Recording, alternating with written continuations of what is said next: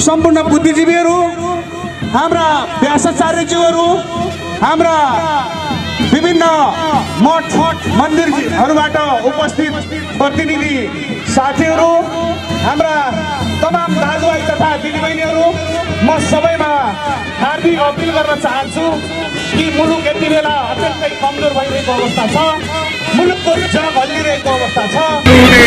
सम्पूर्ण नेपाली नागरिकहरूलाई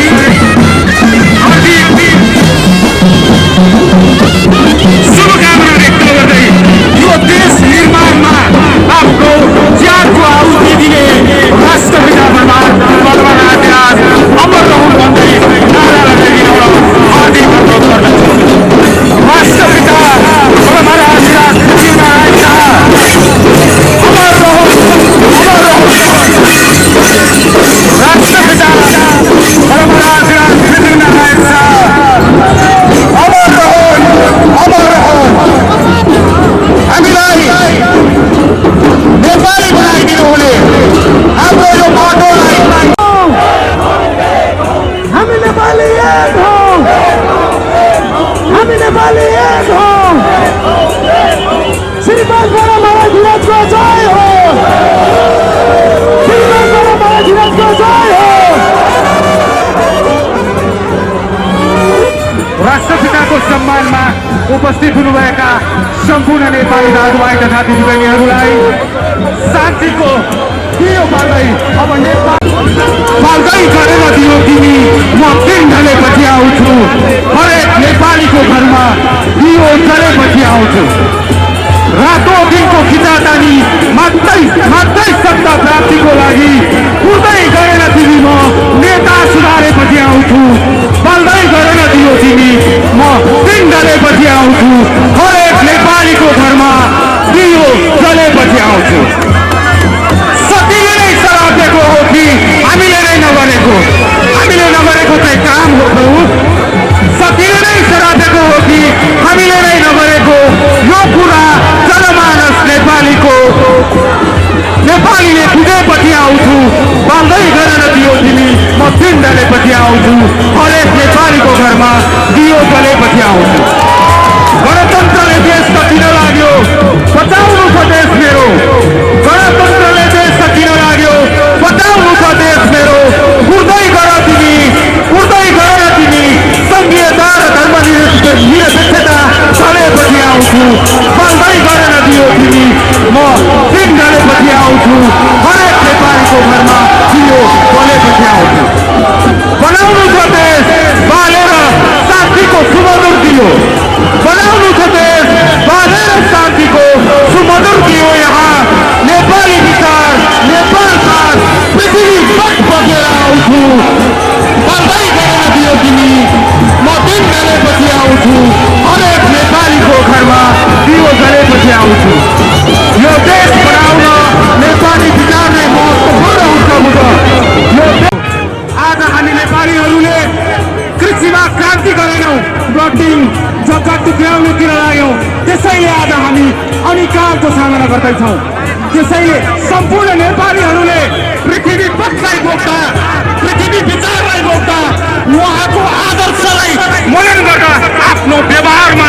रूपान्तरण गर्ने प्रयास गर्नुपर्दछ।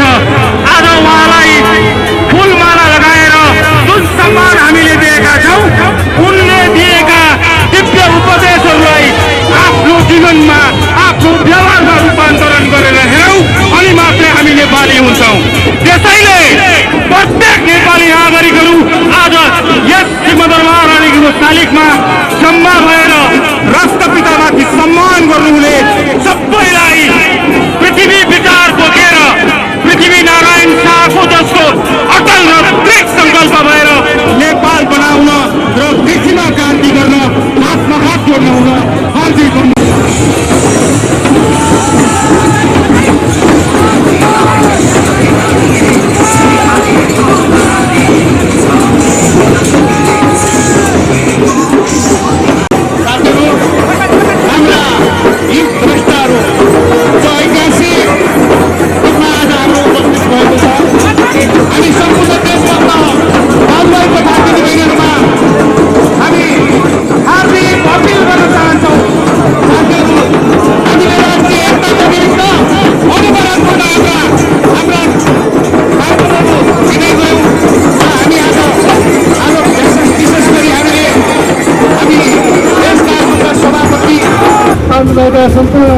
सम्पूर्ण समुदायहरूमा मेरो हार्दिक नमन छ। आज नेपालको लागि यो विशिष्ट दिन हो। यदि पृथ्वीनारायण शाह गोर्खामा आज जन्म नभएको भए हामीले यो देश पाउने थिएनौँ। र यो आज देश हामी 13 मा जानुभएको छ। हामी त्यसप्रति ज्यादै उत्साहित छौँ, कृतज्ञ व्यक्त गर्दछौँ। र पृथ्वीनारायण शाहलाई जसले मान्दैन त्यो नेपाली हुन सक्दैन। र यो गएको वैश्विक किसान आन्दोलनपछि पृथ्वीनारायण शाहलाई दिएको सम्मानमा कटौती गरिएको छ, त्यो घोर आपत्तिजनक छ। र तपाईँले 57 सालदेखि यो अभियान सुरु गरेको हो। त्यति बेला पृथ्वीनारायण शाहको जन्म जयन्तीमा बिदा दिइन्थ्यो, तर पृथ्वीनारायण शाहका विचारहरूलाई पढाउने भन्दा पनि मार्क्सको विचार, माओको विचार, लेनिनको विचार, गान्धीको विचार, लिङ्कनको विचारहरू परिवर्तन गरिन्थ्यो।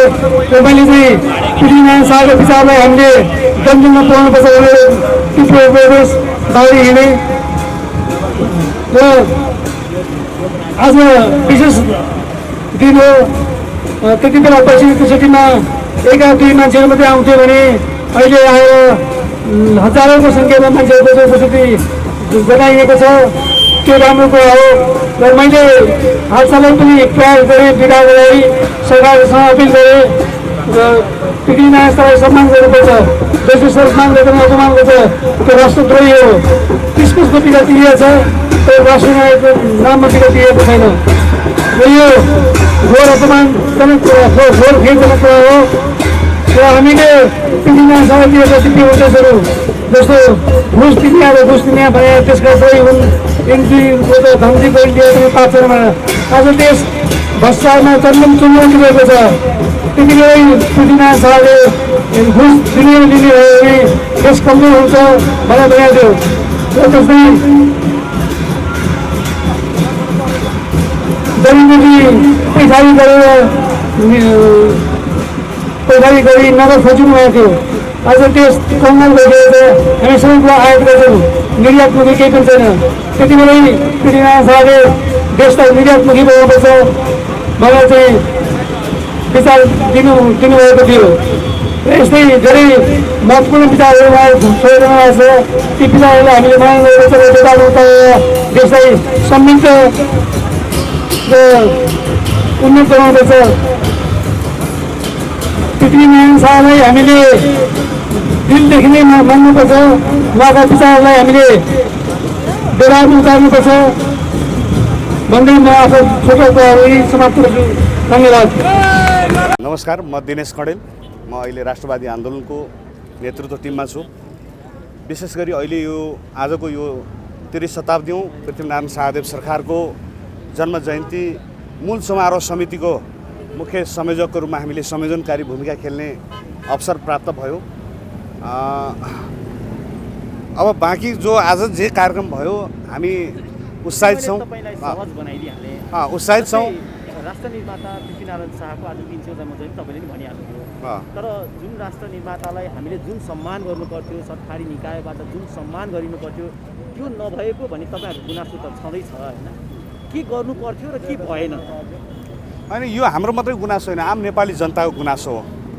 एउटा राष्ट्र निर्माता जसले यो मुलुकलाई एकीकरण गरिदिएको छ, विश्व साम्राज्यसँग लडेर ब्रिटिस साम्राज्यसँग पुरै मुकाबिला गरेर बचाइदिएको देशमाथि अहिले केही साम्राज्यवादीहरू, केही दलालहरू फेरि एकाएक सक्रिय भएर यो मुलुकलाई पूर्ण रूपमा धार्मिक सांस्कृतिक रूपमा यसलाई डिस्ट्रोय गरेर, यसलाई चाहिँ विभक्त गरेर मुलुकमाथि जुन खालको एउटा राजनीतिक अभिष्ट पुरा गर्ने जुन सोच छ, त्यो सोच नेपाली जनताले पुरा हुन दिँदैन।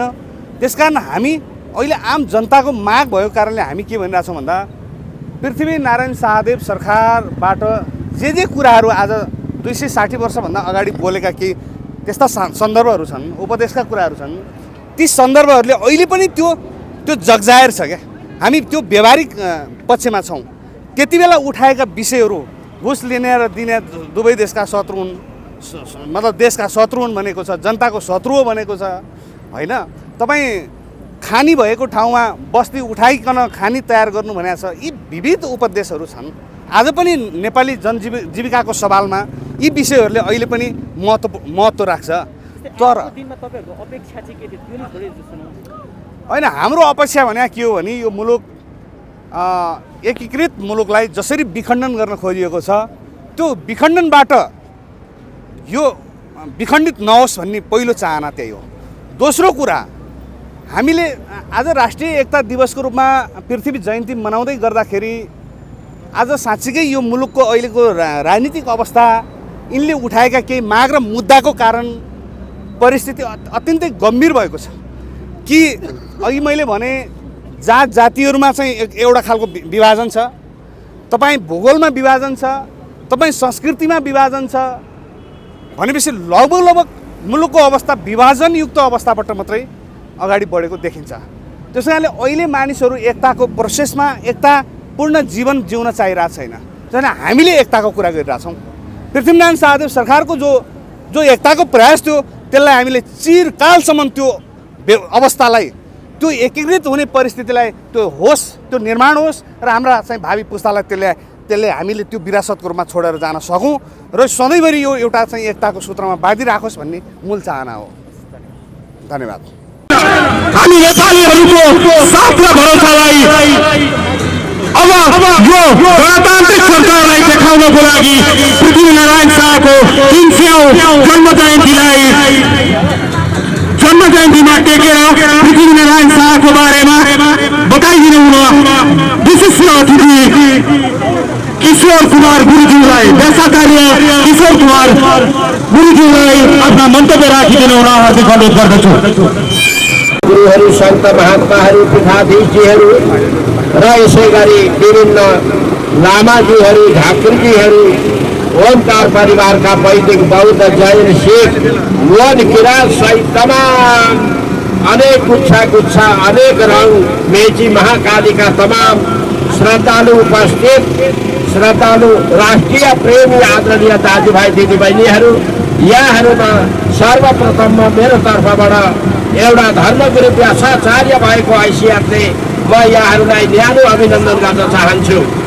वास्तवमा जति बेला बडा महाराजा पृथ्वीनारायण शाहले एकीकरण गरिबक्स्यो, आजभन्दा 300 वर्ष अगाडि जन्म लिएर प्रत्यक्ष भगवान श्री गोरखनाथको कृपा पात्र आशीर्वाद लिएर टुक्रामा रहेको 2200-2400 र तमाम एकले अर्कालाई झम्टिरहेको अवस्था र त्यति बेला तमाम राजा रजौटाहरूले जनताहरूलाई कर असुलिरहेको यो पीडा बोध गरेर बडा महाराजा पृथ्वीनारायण शाहले सानो 18 वर्षको उमेरदेखि एकीकरणको अभियान चालिबक्स्यो र त्यति बेला अहिलेको जुन इन्डिया हो, इन्डियामा फिरङ्गीहरू घुमिरहेका थिए र मुगलहरूले आक्रमण गरिरहेका थिए।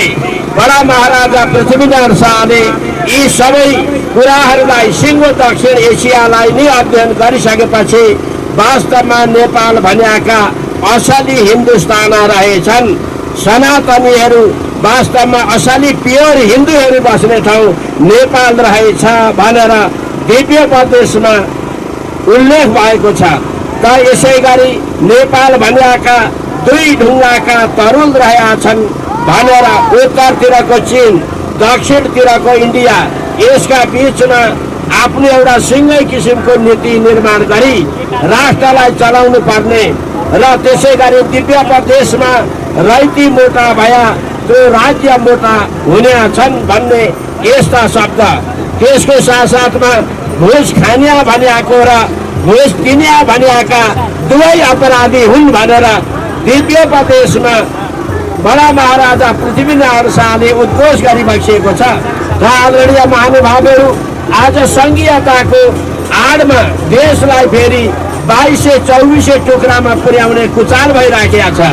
पहाडको र तराईको अनि त्यसै गरी जातीय भेदभावहरू अनि क्षेत्रीय भेदभावहरू दिनानुदिन बढिरहेका छन्। र आदरणीय महानुभावहरू, पृथ्वीनारायण शाहको भावनालाई यदि हामीहरूले कदर गर्न सक्यौँ, सम्मान गर्न सक्यौँ, दिव्य प्रदेशलाई राष्ट्रले लागू गर्न सक्यौँ भने वास्तवमा राष्ट्रिय अखण्डता, राष्ट्रिय अविभाज्यता र राष्ट्रिय एकता सहजै कायम हुन सक्छ। यस अर्थले हामी सम्पूर्ण नेपालीहरू, हरेक जाति, हरेक वर्ग अब एकजुट भएर राष्ट्रिय अखण्डता र राष्ट्रिय एकताका लागि एकजुट भएर पृथ्वी पथलाई, खास गरिकन बडा महाराजा पृथ्वीनारायण शाहको पथलाई अवलम्बन गर्दै राष्ट्रिय अखण्डता कायम गर्नुपर्ने कुरा अहिले हामी महसुस गरिरहेका छौँ। आज देशमा व्यापक भ्रष्टाचार बढेको छ, लोकतन्त्र बढेको छ र यसै गरी जबरजस्ती रूपमा हाम्रा धर्म, संस्कार, संस्कृति र सभ्यतामाथि धावा बोलिएको छ। कुनै पनि मुलुकको पहिचान भनेको धर्म हो, धर्म भनेको राष्ट्रको प्राण हो, आत्मा हो। यस अर्थले व्यापक मात्रामा कन्भर्सन भइरहेको छ र राष्ट्रको आत्मा, राष्ट्रको प्राण बचाउनको लागि हामीहरूलाई अब आवश्यकता छ हिन्दू अधिराज्य, राष्ट्रिय एकता कायम गर्दै हामीहरू हिन्दू अधिराज्य चाहन्छौँ। यस अर्थले वर्तमान सरकारलाई, सत्ताधारीहरूलाई हामी अहिले के भन्न चाहन्छौँ भने तपाईँहरूले तत्काल हिन्दू अधिराज्य कायम गर्नुहोस्। यदि हिन्दू अधिराज्य कायम गर्नुहुन्न भने मेची महाकालीका गाउँ गाउँबाट हजार धर्माचार्यहरू, सन्त महात्माहरू अब हामी एकजुट भएर सडकमा आइसकेका छौँ। र आदरणीय महानुभावहरू, राष्ट्रको अस्मिता, राष्ट्रका परम्पराहरू, रीतिरिवाजहरू, हाम्रो सभ्यता, हाम्रो संस्कृति, हाम्रो संस्कार, हाम्रो कुल परम्परा, हाम्रो मूल परम्परालाई बचाउनको लागि हाम्रा चाड पर्व, धामी, झाँक्री सबै चिजलाई बचाउनका लागि अब हिन्दू अधिराज्य चाहिन्छ चाहिन्छ चाहिन्छ।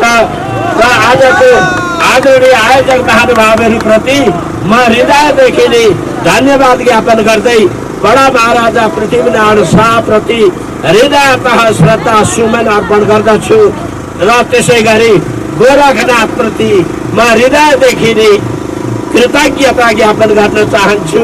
हरिओम तत्सत। जय हिन्दू राष्ट्र नेपाल। एक पटक सबैले जय भन्नु होला। हिन्दू अधिराज्य नेपालको, हिन्दू अधिराज्य नेपालको, पृथ्वीनारायण शाहको, बडा महाराजा पृथ्वीनारायण शाहको, नेपाल हिन्दू राज्यको, नेपाल हिन्दू अधिराज्यको हर हर महादेव। भवन निर्माण गरिरहेको स्थिति पनि थियो र केही दिन अगाडि मात्रै त्यो भत्काइएको छ, जनताको व्यापक विरोध भइसकेको छ। यो भित्र त्यति बेलाका पर्यटन मन्त्रीको पनि ठुलो हात छ भनेर भन्ने गरिन्थ्यो, तर व्यवसायहरूले उसलाई चोखाइरहेका छन्। तपाईँ के भन्नुहुन्छ योगेश भट्टराईलाई?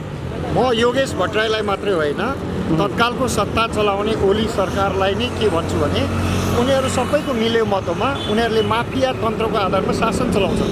उनीहरूले के गर्छन् भने माफियाहरूबाट पैसा लिन्छन् र तल जनतालाई 2000-4000मा भोट किन्छन् र यो जुन उनीहरूको यो सङ्घीय लोकतान्त्रिक गणतन्त्रको प्रणाली छ, एकदम करप्टेड प्रणाली हो यो सिस्टम नै ठिक छैन। यो सिस्टम ठिक नभएको हुँदाखेरि जनता पनि ठिक छैन। जनताले पनि के गरिदिन्छ भने राम्रो मान्छेलाई भोट हाल्दैन, जसले पैसा बढी ल्यायो, तस्कर माफियाद्वारा गाइडेड मान्छे पार्टीबाट आए पनि पार्टीको नाममा भोट हाल्छ र जनताले ठिक ठाउँमा भोट हाल्दैन। त्यसले गर्दा हामीले के पनि बुझ्नुपर्छ भने जनता भनेको यो चाहिँ यो फाउन्डेसन स्टोन हो, जगको ढुङ्गा हो। जनता दह्रो भएको देश दह्रो हुन्छ र नेता पनि राम्रो हुन्छ। जस्तो जनता त्यस्तै नेता हुन्छ। त्यसले गर्दा जनताले यस्तै मान्छेहरूलाई माथि पुर्याएको छ। हिजो उनीहरूले गुलिया कुरा गरे, मिठो कुरा गरे, महिला अधिकारका कुरा गरे, गरिबको हितको कुरा गरे, किसानको हितको कुरा गरे। तर आज हेर्नुहोस् त, बतास समूह, माफियाहरू, यो विदेशीहरूको दलाली गर्नेहरू, ब्रोकरहरू, होइन, गुन्डाहरूको, ग्याङस्टरहरूको चाहिँ सहयोगमा यिनीहरूले चुनाव जित्छन् र तिनीहरूकै स्वार्थ रक्षा गर्छन्। त्यो कुन कुरा हो? बतास समूहले पनि त्यो गर्ने हो, अर्कोले पनि त्यो गर्ने हो, योगेशको ठाउँमा अर्को आए पनि त्यही गर्ने हो। तर अहिलेका मन्त्रीलाई चाहिँ धन्यवाद दिनुपर्छ कि उनले रोक्न खोज्दैछन्। तर अहिले स्योर छैन, किनभने कानुनी राजको कुरा गर्छन्, अदालत जान्छन्, अदालतबाट फेरि बतास समूहले मुद्दा जित्छ र भोलि फेरि तिनीहरू सत्ताको नजिक पुग्छन्। चुनाव आइरहेछ, चुनावमा पैसा चाहिन्छ।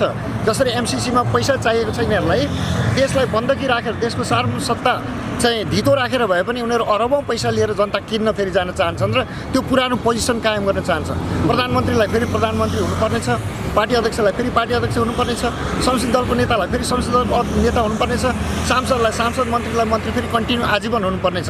यो वातावरण मिलाउनको लागि जनतामा जाँदा, कार्यकर्तामा जाँदा के हुन्छ? कार्यकर्ताले त अब कर तिर्नु। आजको दिनमा तपाईँहरू राजा पक्षधर हुनुहुन्छ, राजा चाहिन्छ, राजा सहितको हिन्दू राज्य नेपाल हुनुपर्छ भन्ने हामी तिनवटा पक्षधर, प्रजातन्त्रको पक्षधर, राज संस्थाको पक्षधर र पृथ्वीनारायण शाहको पक्षधर भनेको एकीकरणको पक्षधर, एकताको पक्षधर, गुट र विभाजनको पक्षधर होइन। पहिलो शर्त हाम्रो भनेको how to maintain national unity हो। कुनै राष्ट्रपतीय प्रणाली काम नलाग्ने, अदालतले मुद्दा हराइदिने, राष्ट्रपति कसैले नपत्याउने, राष्ट्रपतिबाट राष्ट्रिय एकता कायम हुँदैन। राष्ट्रिय एकता कायम हाम्रो बाबुबाजेले कसरी गर्नुपर्छ भन्ने पहिले नै भोगेर एउटा राजा क्रिएसन गरेको, एकीकरण गर्न लगाएको र सिङ्गो र सग्लो देशलाई चाहिँ राजतन्त्रको इतिहासलाई निहालेर हेर्ने हो भने, मध्यनजर गर्ने हो भने एकताको प्रत्येक पृथ्वीनारायण शाह जो नेपालको एकीकरण गर्नुभयो, त्यसलाई पूर्णता दिने काम चाहिँ बहादुर शाहले गर्नुभयो, जो राजा हुनुहुन्थेन। र 2000 प्रजातन्त्र पछाडि भनौँ मुलुकको जग, विकास निर्माणको जग राजा महेन्द्रले बसाल्नु भयो। त्योभन्दा अरू त कुनै सक्षम राजा देखिएन त। इतिहासलाई कोट्याएर हेर्ने हो भने त राजा ज्ञानेन्द्र पनि सक्षम थिएनन्। यसमा चाहिँ मेरो अलिकति रिजर्भेसन छ, तर अरू कुरामा तपाईँको कुरामा मेरो सहमति छ। राजा ज्ञानेन्द्रको विषयमा चाहिँ के छ भने उहाँ एउटा परिस्थितिले राजा भएको हो र उहाँलाई चाहिँ 3 वर्षको टाइम माग्दा अहिले फेरि तिनै राजा हुनुपर्छ भनेर तपाईँहरूले माग गरिरहनु भएको छ। एकदम उहाँलाई यो बिचमा धेरै अनुभव जो टेस्ट फेल भइसक्यो, उनलाई चाहिँ फेरि राजा बनाउनु टेस्ट फेल भएको भन्न मिल्दैन। उहाँलाई काम गर्न दिएन, त्यो पनि विदेशीहरूले। तपाईँलाई थाहा छ नि, भारतमा जब अमेरिका र भारतको बिचमा न्युक्लियर सन्धि हुँदै थियो, परमाणु सन्धि, त्यो परमाणु सन्धिको कारणले गर्दाखेरि सोनिया गान्धीमा आएको उन्माद र त्यहाँका कम्युनिस्टहरूको कोलिसन गभर्मेन्ट पार्टनरको कारणले मनमोहन सिंहले पनि नेपालको राज संस्थालाई थाम्न सकेन। यदि राज संस्था बचाउँदा उनको सत्ता जाने भयो। यसरी यहाँ बाध्यात्मक तरिकाले कम्युनिस्टहरूले विदेशी लगाई पछि युरोपियन युनियन आयो, अमेरिकनहरूले डिस्टर्ब गरेर जबरजस्ती विदेशीहरूको दबावमा राज संस्था फालिएको न, अनि 12 बुँदै गरेर भन्दाखेरि यो राजालाई त काम गर्न दिएन नि। यो राजालाई 15 महिना काम गर्न दिएर हुन्छ, कमसेकम 5 वर्ष त दिनुपर्छ नि काम गर्न। त्यसले गर्दा यो राजालाई त केही भन्ने ठाउँै छैन। यो राजालाई एकपल्ट फेरि मौका दिनुपर्छ, फेरि गरेनन् भने भनौँला।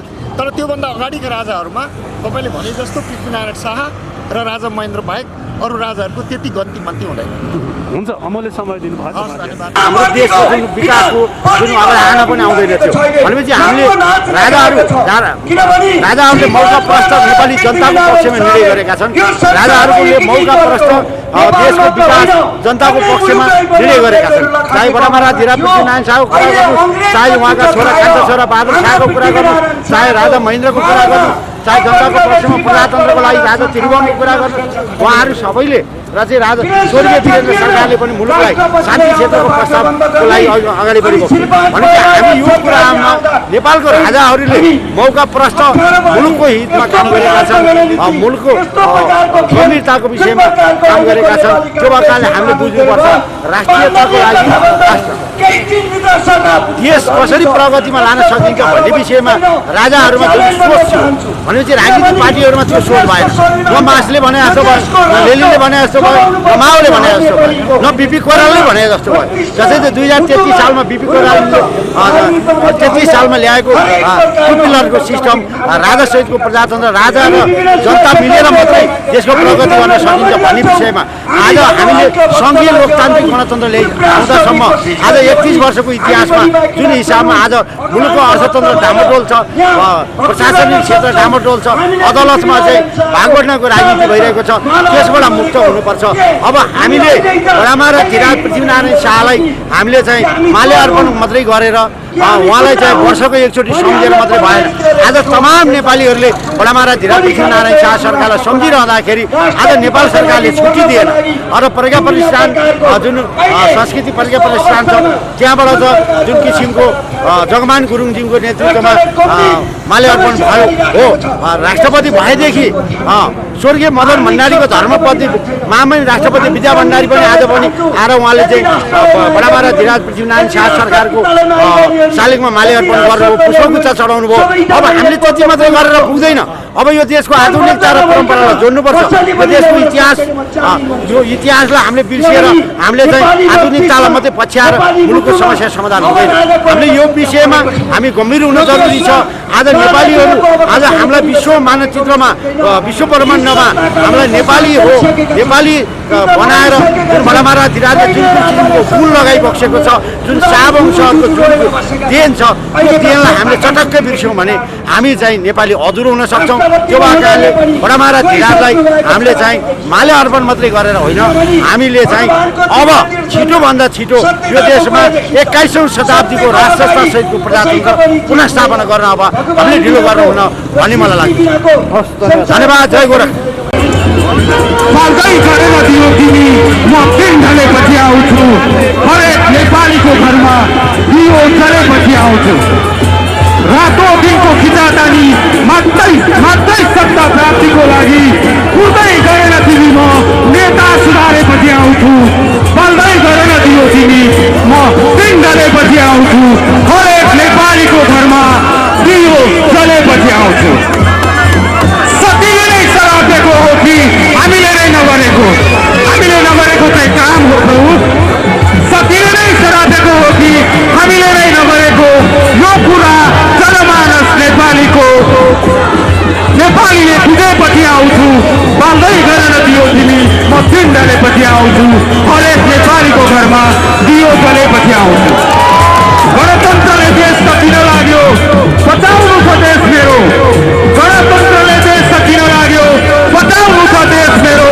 उड्दै गर तिमी, उड्दै गर तिमी, संघीयता र धर्मनिरपेक्षता चलेपछि आउँछु। बल्दै गरेर दियो तिमी, म दिन ढलेपछि आउँछु, हरेक नेपालीको घरमा दियो जलेपछि आउँछु।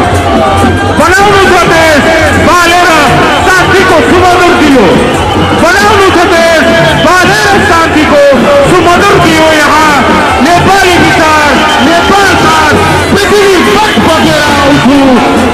बल्दै गरेर दियो तिमी, म दिन ढलेपछि आउँछु, हरेक नेपालीको घरमा दियो जलेपछि आउँछु। यो देश बनाउन नेपाली विचार नै महत्त्वपूर्ण हुन्छ। समाजको आवाज.com